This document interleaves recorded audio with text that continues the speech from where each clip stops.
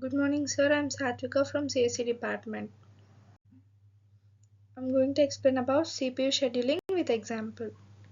Coming to the introduction to CPU scheduling. CPU scheduling is the process of deciding which process should be executed by the CPU at a given time. It is an essential component of any operating system to efficiently manage resources. The goal of CPU scheduling is to maximize CPU utilization and throughput while minimizing response time and waiting time. Coming to the types of CPU scheduling. There are three main types of CPU scheduling algorithms: primitive, non-primitive, and hybrid. Primitive scheduling allows a process to be interrupted and moved to the ready queue. Non-primitive scheduling does not allow a process to be interrupted once it has started executing. Coming to the example of first come first served scheduling. In FCFS scheduling, processes are executed in the order they arrive in the ready queue. It is a non-primitive scheduling algorithm. Example, process P1 arrives first, followed by P2 and P3. The CPU executes P1 first, P2 next, and finally P3. Example of shortest job next scheduling. It is also known as SJN scheduling.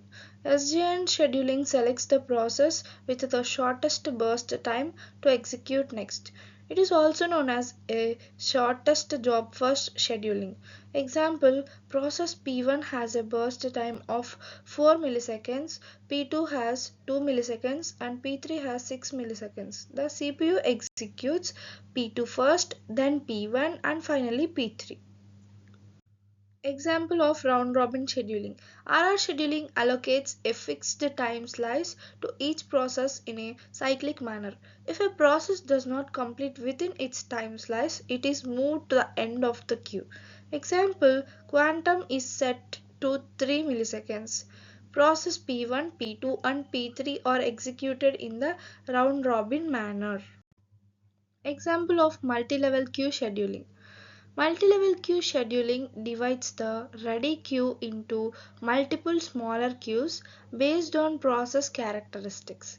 Each queue may have a different scheduling algorithm. Example, processes are divided into foreground and background queues with different priorities and scheduling algorithms. Here you can also observe the example diagram of that: system processes, interactive processes, and batch processes. Example of multi-level feedback queue scheduling. Multi-level feedback queue scheduling allows processes to make move between different queues based on their behavior.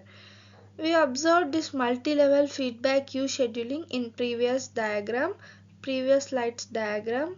Here that follows this.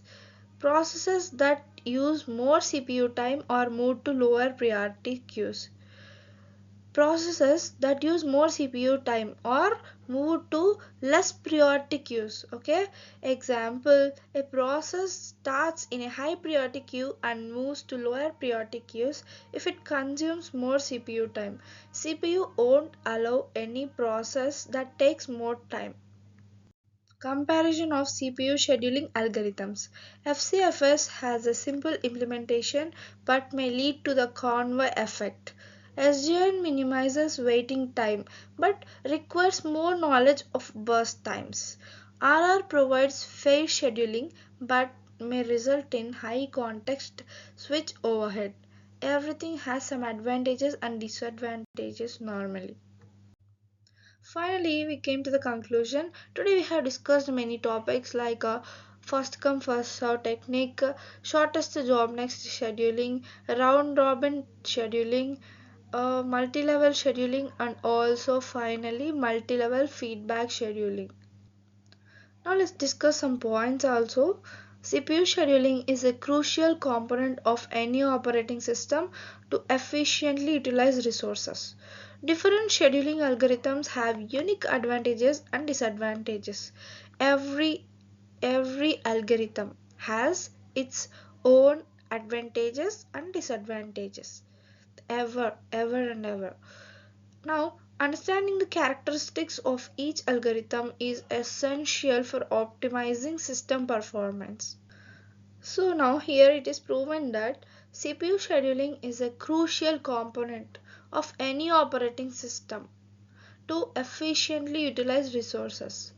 So CPU scheduling is a crucial component. It is very essential component in any operating system. Thank you, sir.